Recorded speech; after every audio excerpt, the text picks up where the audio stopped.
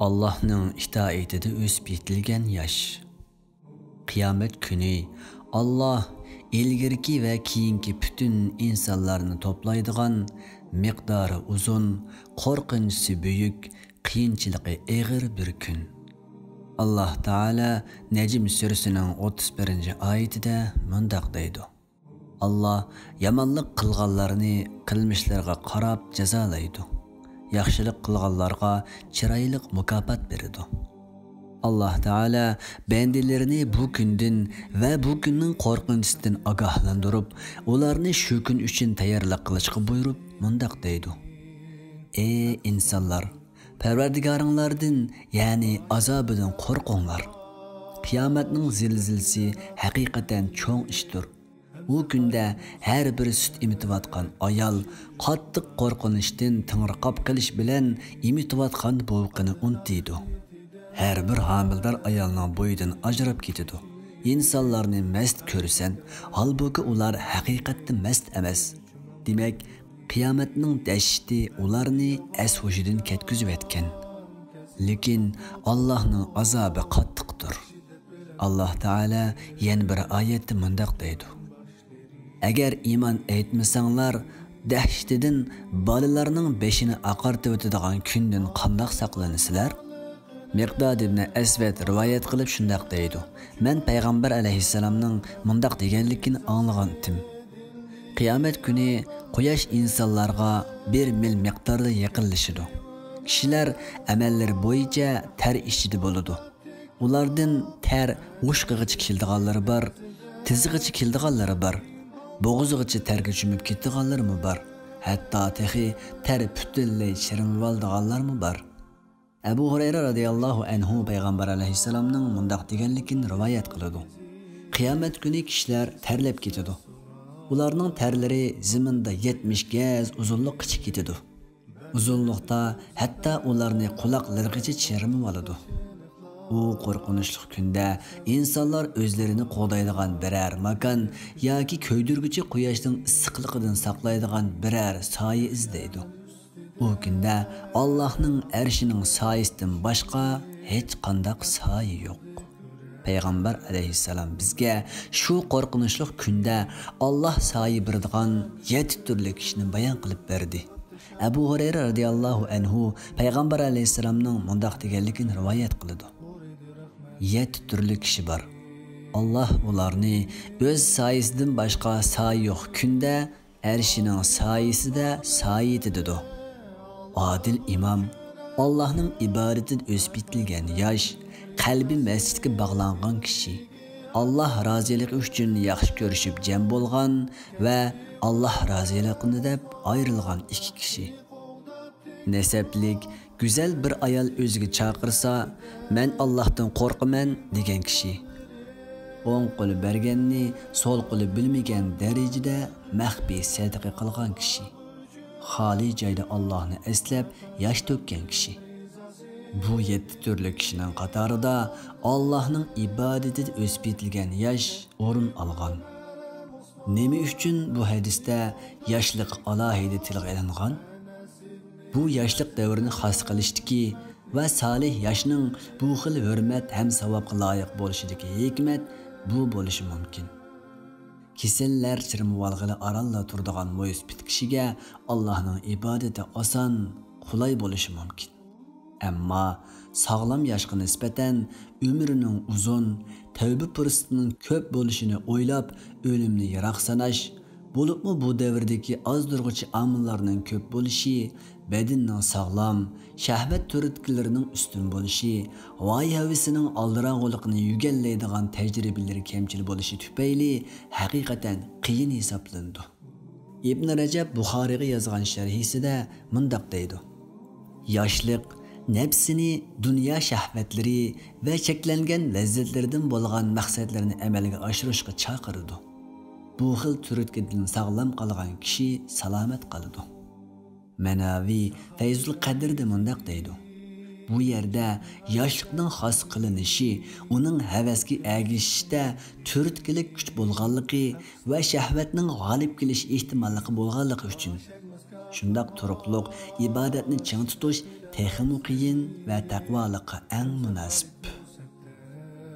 İbadet düşüncesi. Biz Allah'ın itaatida o'sib yetilgan degan vaqtimizda masjidning bir bo'lagida ibodat qilib o'ltirdi yoki uyida o'ltirib namoz o'qiydi, Qur'on o'qiydi yoki tasbih tutib Allohni eslab o'ltirdi deganni maqsad qilmadik. Yoki hayoti dunyodan o'zini chetga olgan, dünya ahlidan yiroqlashgan va oxiratda g'alaba qozonish uchun dunyo jangohini tark etgan deganni maqsad qilmadik. Balki haqiqiy ma'nosini topgan ibodatni ko'zda tutdik.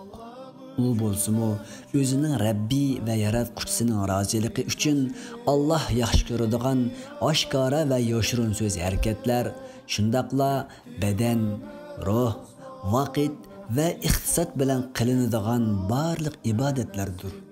Shu sababdan Allohning soyasidan boshqa hech qanday soya yo'q kunda arshining soyasiga loyiq bo'la oladi.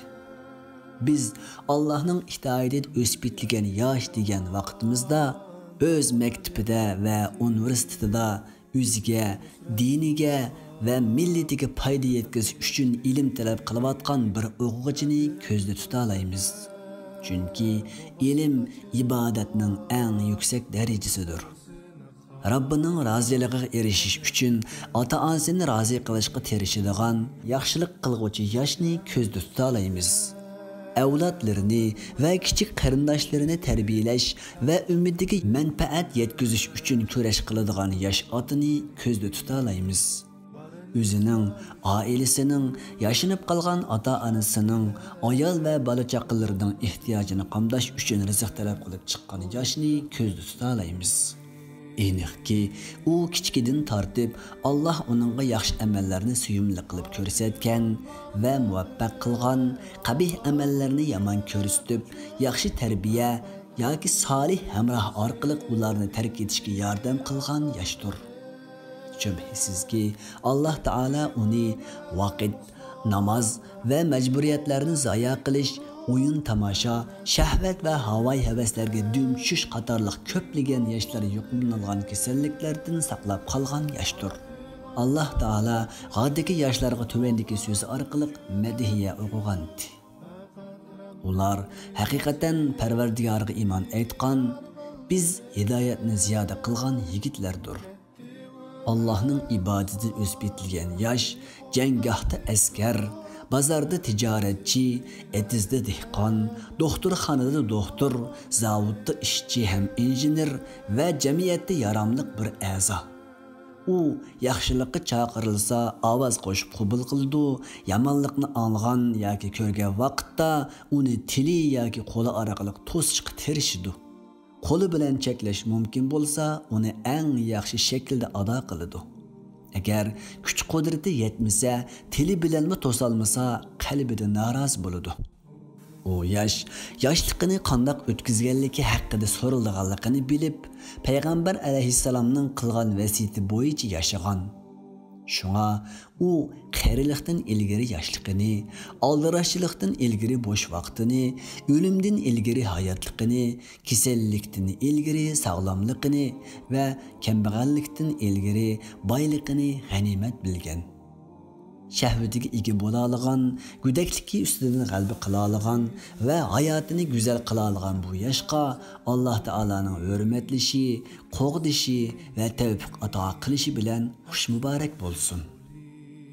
Kichkidan tortib qalbi Allohning iborati bilan bog'langan, farz namozlarni ado qilish uchun masjidlarga ko'ngan, yaxshilik so'rinlarda o'ltirish, salih amallar bilan shug'ullanish, Qur'on o'qish, Allohga zikr aytish va uning roziligini izlash uchun tirishish qatorliqlari odatlangan bu yoshga xush muborak bo'lsin.